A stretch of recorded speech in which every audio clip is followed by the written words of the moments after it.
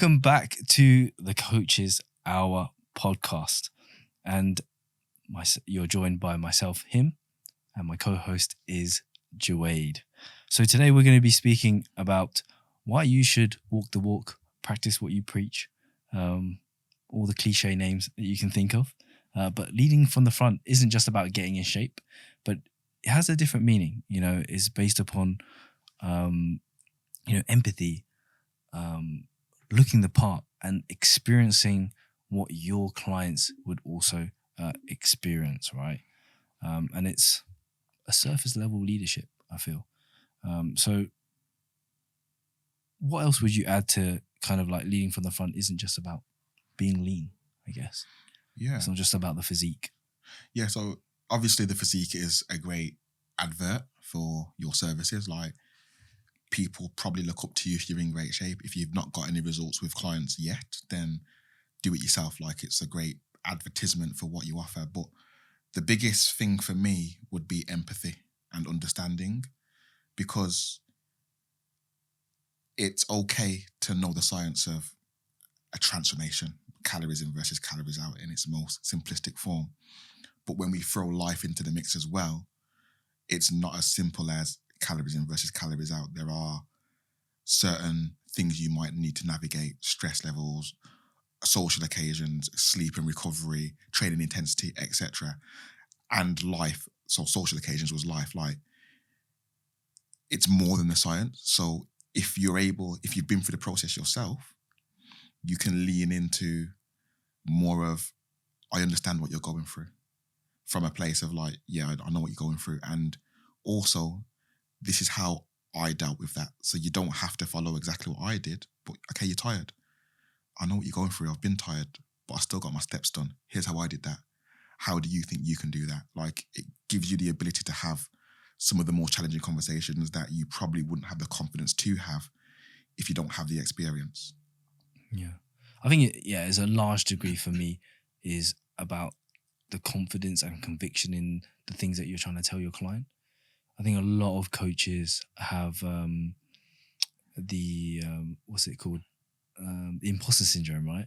So where they're kind of like, they feel like, shit, man, I shouldn't really be saying this because, I don't really do it myself. But when you start to do it yourself, you don't, all that shit goes away. All the lacking of confidence, all the, should I really say that?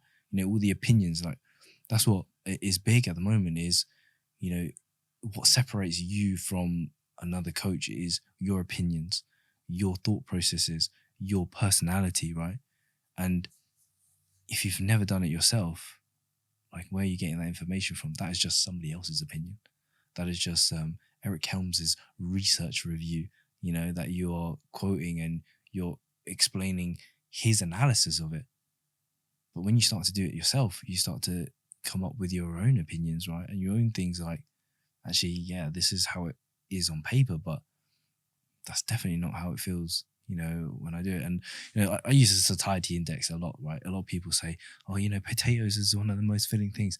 And I know when I diet, I don't use potatoes because I personally don't feel like it's the most satiating carb for me.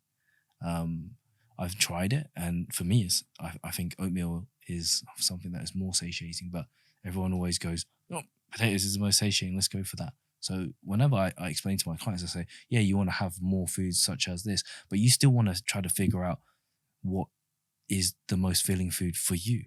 I know some people don't find protein shakes very filling, but I think Alberto Nunez, he actually uses protein shakes quite a bit when he's dieting because he finds them genuinely quite satiating. So I think it's one of those things where your experience does matter, and it starts to separate you from somebody else. Yeah. All right. And I think it gives you like kickback as well, because I would hate if I said to a client, oh, why don't you do your steps today? And they were able to turn back and say, well, you haven't done yours either. You're taking it there. Okay. Oh, all right. So like, I think because you've done it, you can say, well, hang on, I've done my steps. Why aren't you doing yours, kind of thing? Yeah, I think it's rough, right? Imagine if you were overweight as well and you were out of shape and you were telling your client, like, you shouldn't be eating this, or you should, you need to make sure you manage, and then you never do it yourself. Yeah. It's like, why is your client And- ever going to listen to you, right? That's why, like, yeah, I have nothing against coaches that are overweight, but I'm going to speak on a limb here. I don't know many that are overweight. And I'm not going to say, like, you have to be shredded all year round. But coaches that are massively overweight, I've not seen many that get outstanding results, whatever result is for them. And for me, it would likely be, I'm not in their head, so I don't know, but it would likely be because they're not going to be able to have certain conversations, because I said it in jest, like, what if your client turns around and says to you, like, What do you do? yeah, like why I don't like business mentors. Like, if I had a business mentor, I have got one, but if my business mentor, like, didn't do what he said, and he said to me, go and send cold DMs. Well, you're not sending cold DMs. Like, what the hell are you on about? Like, do you know what I mean? I don't want someone to be able to say that to me. So if you're overweight and you're saying to your client, oh yeah, don't bother go to that wedding because you're going to overeat. And it's like, where was you last weekend? I saw on your Insta stories. You was at the bowling. Like, so I think, yeah, it's kind of, you have to go there to get the confidence to feel like you can have difficult conversations, because there's a time in most transformations where at least once you'll have to kind of pull rank and be like, hang on, are we messing around here, or we're going to get to it? I guess that's good for that certain mentor that does actually send cold DMs. Yeah, He actually does do it.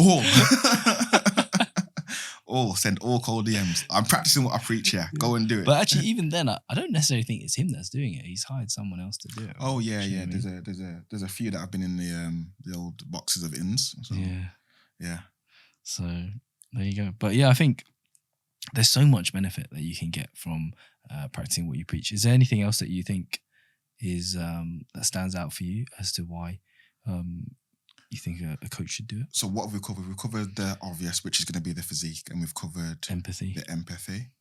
I think for me, it's going to be like application as well. Like, you kind of touched upon it briefly then. Like, when I say application, I mean application of the science. So like, science will tell you, or if you look at enough studies, you'll get a study that will tell you anything that you want it to tell you. But sometimes the studies won't take into account what happens in real life, because like, science is a population. Like, a research study is X amount of population. We're going to test in similar circumstances, but those circumstances aren't you. They aren't me. So yes, we should take note of the science, but if we have the application to that, starting with ourselves, then it might differ from what we might read in a textbook. The textbook or your PT book might tell you to start a nutrition plan, calculating someone's BMR at whatever this calculation is. But then we look at our own BMRs and we're like, whoa, that's nowhere. I'm eating that and I'm gaining weight, or I'm eating that and I'm dropping weight way too quickly. It's like, well, the science is a science, but my experience tells me for someone of my similar build, of my similar output, the science may not be appropriate. So next time I do that with somebody else, I'll take that into consideration, and we might start somewhere a little bit differently. But I'm not going to say to my client, just follow me just because. It's, follow me because I know that calculation works for whatever, this many people, but you're similar to me. So this is why we're going to do this protocol, not that one. And it gives you credence as to why you're not just going to tell someone, let's do this. Let's do this because it worked for me. Then when you've done it with 2 people, let's do this because it worked for us too. Then you get a catalogue of 1, 2, 10. And then people really start questioning you. Yeah, to go with the research as well, I think a lot of the research takes so they have their participants, right? And then a lot of the research is that bell curve where everyone kind of sits within that space, right? And it's kind of like your average of that. But then I think what's really important to understand is that our clients aren't that. Our clients are these anomalies that are lingering on the outside where you're like, that's a fucked up result. That's a fucked up. But the research doesn't necessarily talk about that. They just briefly brush over that and they say, oh yeah, these are the people that are within significance or whatever, right? Within the p-value. And then these are the ones that are outside. But these are the people that we're coaching. There's loads of these people that come to us and, we're using the research to coach them, right? And to help them think, but this is what should happen because this is what was according to the research. But they're not those people. They're the people on the outside, right? That get left out. And that's why they come to you, is because if they were within these people, they would follow just, your generic plans and whatever, and they would get into the position that they want to be in. But they aren't. And that's because they're the outliers. They're the anomalies. They're the people that need the extra help.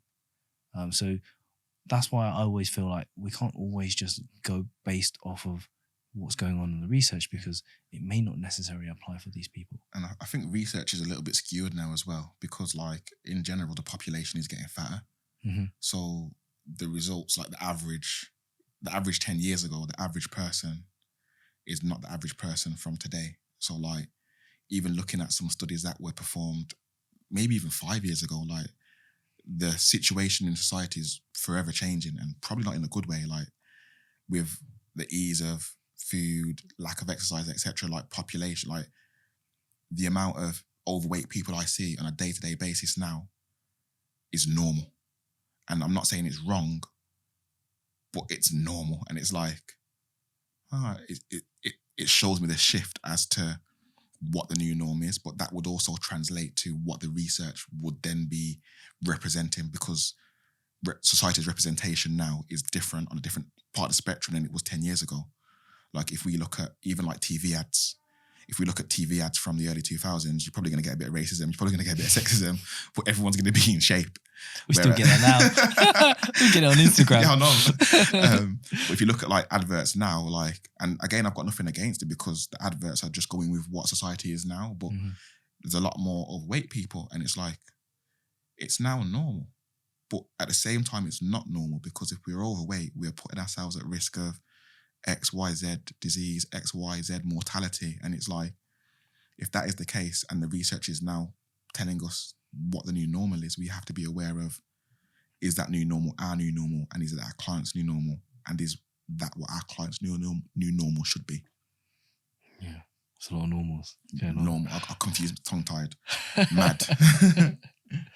And I think, there's a huge side of, when, going back to the practicing of, not you saying in the last episode about how you didn't want to coach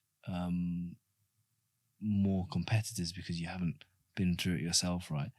And I think a lot of coaches, they struggle with, talking about different phases, right? We were talking about last episode about, maintenance, muscle building phase. How many coaches have you spoken to that have said, after finishing diet, I really want to make sure that I do this reverse diet properly because I've never done that in the past? And it's like, there's quite a lot of that, right? But like, these coaches have been around for a very long time. And it's like, if you still haven't gone through a proper gaining phase, you still haven't done a proper reverse diet, like, how the hell are you going to coach that? How are you're coaching people to lose fat and to keep it off? How are you doing that if you've never even done it yourself? But that links into, like, again, I'm a big believer of practice what you preach, but that's a reflection of your business. So if you've never done a maintenance phase or reverse diet phase, look at your client base. I'll be willing to bet that you probably get people in for fat loss, and then when they get the fat loss, they leave you. And if you've never done a fat loss phase yourself, you probably won't have many successful fat loss phases. If you've never done a successful gaining phase, you probably won't have many clients that have gone through a gaining phase well. Like, I think what you do is a reflection of your business, and it might come from confidence. It might come from, I don't know what it comes from, but there's normally, in my opinion, a correlation of your clients are a representation of yourself, kind of thing. A reflection. Yeah, like, and I've done that subconsciously. Like, I look at my client base now, and I don't say I don't coach women, but a lot of my clients are guys, and they're guys that like football. The guys that share the same values as me. And it's like, I didn't do that intentionally, but my clients are a reflection of me, who I am. And that's the good, the bad, and the football. If you're a Wolves fan, sorry for you, but do you know what I mean? And I think with that as well, like, actually being coached outside of the empathy, outside of like just checking in, like, even I've been coaching for years now, and my most recent prep, when I got a coach, that has taught me so much. and it wasn't nothing new in terms of science. It was just, it taught me so much in terms of how does it feel to log a Google Sheet versus a Kahuna's app? How does it feel to track consistently every single day versus leaving it till Sunday at 11 p.m. when I'm knackered, I just want to go to bed, but my coach wants that check-in by Sunday midnight. And it's like little things like that. The experience of just being coached. How did my coach handle my check-in when I told him I was tired? And like, I learned so much from when to push, when to pull. The experience of filling out a sheet, like logging on my laptop versus doing it on my phone. There's little nuances outside of the science, outside of the empathy. Like, that was like, I can definitely take this into my coaching practice because I've now lived it and because I've now done it. And I think that was like an important side of me that's overlooked. And going back to kind of close the circle on the competition side of things, that's probably why I wasn't confident as I should be taking someone to that, because I'd never done the nuance of a competitor. Yes, at that point, I'd done so many photo shoots. I was comfortable photo shoots, but photo shooting, stepping on stage is different levels of leanness. It's different things that need to be done. And I'm more than confident taking someone to a photo shoot because I've been there. I can lay out every single step of the journey. When I'm walking into the unknown, I can't tell someone about the unknown because I've never been there. I'm relying on someone else's experience. And I paid for consults with some top guys and I learned a lot from it, but it wasn't my experience. So I was going off, this guy told me I should be doing this, which is fine. You know what to kind of roughly look out for. for. But you've not been there. Yeah. So I might say, behind that next turning, someone told me there's a rock there.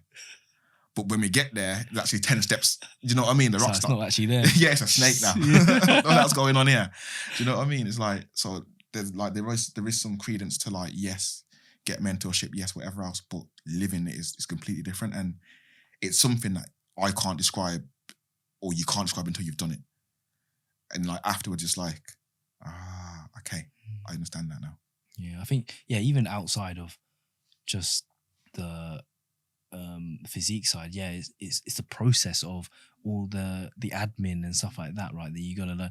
Because like, there's loads of coaches that, you see it all the time. They're complaining that their clients don't check in or check in late, and it's like, you're doing the same thing. I felt like missing a check-in. Like, I was like, I can't miss it because I'm the person that's mourning when my clients miss check-ins. I can't miss it.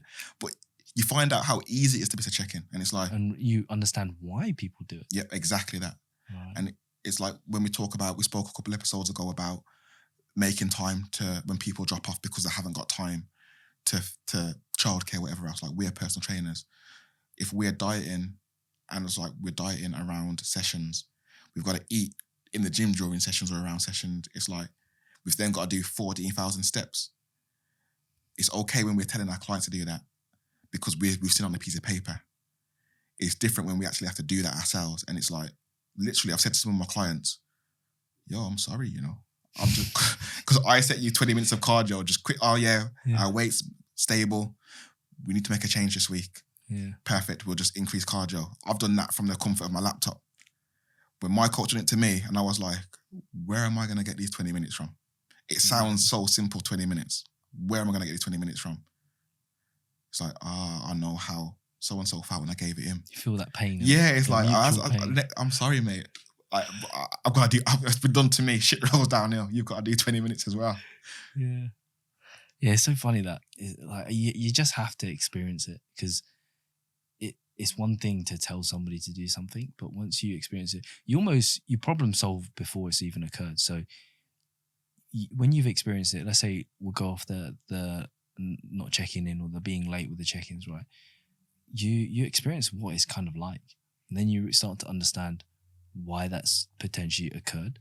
So then when you actually go to have that difficult conversation, you already automatically have potential reasons as to why this person's doing it, and you can start to help them solve it. It's like, you didn't check in this week, what's going on? Is the day not a good day for you? Is it, do you not like the check-in process? Is it too long? Do you not see value from it? So you can start to already carve out a little bit of an image as to why this person might not necessarily be doing it before they even tell you, right? And that creates a much easier conversation to have. And those difficult conversations are really just mindset shifts for people. Yeah. Right? And I think as well, like, you're completely right. And I second that, like, it helps you remove barriers. So staying on the check-in thing, I actually went to a coaching app. Like, I'm fine with Google Sheets. For me, you get complete autonomy, complete control. You change what you want. But a lot of my clients weren't checking in because it's clunky on my phone. I have to be near my laptop when I do it. It takes me too long to check in. Okay, cool. I'll get an app. Got the app. Still not checking in. Okay, let's talk about the real issue now. I've removed that barrier because I understand your barrier because I've had that barrier. So let's remove that. We'll get the app. You're not checking in now. Okay, what's the real issue? It's this. Do you know what I mean? But just spent £50 a month. Yeah. What's the issue? Expensive. The actual issue is that I've been eating too much of the weekends. Yeah, it cost me 50 quid that a month. But yeah, like, I think it helps you problem solve, definitely. And if you can preempt those problems, because like that happens a lot to me now, where I won't say there's going to be a problem because I think language is very key with our clients, so I don't say there's going to be a problem. But when I foresee something, I'll just say, if this were to happen, don't worry, we've got that covered. And then when it happens, they're like, yeah, you said that 2 weeks ago. And it's like, yeah, Jedi. Yeah, you know. But it's not. It's just because I've lived it. And I know the signs to look out for when someone else is going through or about to go through something, so I can preempt it. Yeah. That's huge, man. That preempting, for sure. Like, you just know signs, right? And like, for me, I've done it so many times in terms of fat loss, and you just know when somebody isn't adhering to the diet or whatever, because you know what it feels like. You know, maybe they've gone from a point where they're checking their weight all the time, right? And then when their body weight goes up a little bit, they freak out. But then this week, their body weight has gone up and they're not freaking out. They're not messaged you. They've been super calm, and then in the check-in, they're like, don't know why my weight's gone up. It's like, that's a very stark difference between how your personality was, before and now.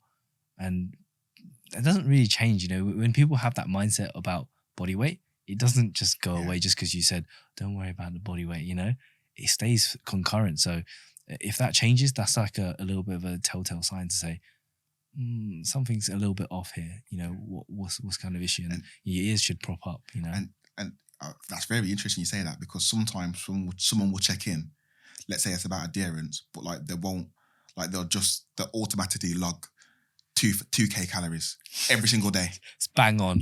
Yeah. And the weight's gone up half a kilo, and it's like, so they haven't been on 2k calories all day, and they've overeaten, but like, because you've lived it yourself and you know what happens when you're tired and you just think, I'm gonna just put in whatever coach told me to put in, but I ate 2.5k.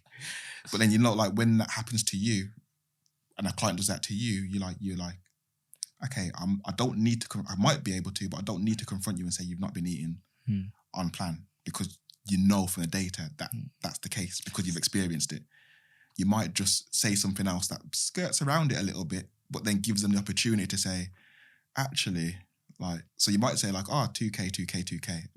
Yeah. One day you knew they had a birthday party. And the birthday party, that was nice. 2k calories there.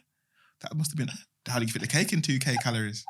That day. That day was maybe a little bit more. Okay. Was there any other days that were a little bit more or a little bit less? Yeah. And it just, you're able to coax out the actual truth, rather than just saying, you've not been adherent. Why have you not been adherent? It's like the nuance of understanding what to look for in terms of data helps you out massively. It's like, I always compare it to having like kids as well. When you're naughty as a kid, right? And your parents just know, because they were a kid once as well. Yeah. And it's a very similar kind of thing, right? So when you have kids yourself and you realize, your kid's misbehaving or they're doing certain things, you already know what they're up to. Yeah. You know what they're doing. Like, you got 2 kids, you know who's done it. Because my little one is loud, The only time he's quiet is when he's doing something. He's putting his hand up aside. He was quiet the other day, and I was like, found him behind a sofa with the TV remote. And he's associated with, if I'm quiet and I hide out of view, I'll get away with this. Yeah. But no, it's the fact that you are quiet, that's out of your normal routine, that lets me know that you're doing something. Yeah. Exactly the same. That's a really good analogy there. Exactly the same with clients. You just know, right? Because you've you've been a kid once, and at the time you think, oh yeah, I'm well smart, I'm tricking them, but you don't realize, like, and you grow up, you speak to your parents, you're like, you knew, innit? And they're like, yeah, I knew, because I was a kid as well before, and they probably went up to the same shit, maybe even worse than what you did. Yeah, exactly. And I think like your clients will know that you know as well. And it's like a little bit of a dance. It's a mind game. Yeah, Yeah. who's going to break first? Do I tell my coach that this is, or do I let him see if I can get away with it? And I think going back to like confidence as well, like if we know that our clients are doing this stuff, when we've been through the same process, like it's a lot easier to call them out for it. And like when I say call out, you don't have to do it abruptly. You can do it in various different ways. Sometimes it's a hand over the shoulder because something's genuinely happened where they felt that food was the way of comforting themselves, or sometimes it's a little bit of like, listen, that's what you're doing. We've got this outcome. Let's stop messing around, kind of thing. Yeah. A lot of it is how I've been coached as well. So if I've been in a situation where haven't been adherent, and then when you tell your coach, it's like, oh, how did my coach speak to me about it, and how did that make me feel? Then you might have difficult conversations where you didn't actually come out of it in a nice or positive way, and then you think, actually, that wasn't great for me in that scenario. Maybe it probably wouldn't be good for my client if I did the same thing. Or you might have had a positive experience where you're like, you know what, this really works super well for me. Let me try to confront my client in this kind of way. But you wouldn't get that if you've never gone through it, right? And sometimes it's like you have to go through it to be able to share that kind of positive experience with somebody else. Yeah, definitely. To lead, you have to have been led. Yeah. For sure. So yeah, if you're looking for a coach, shameless plug here.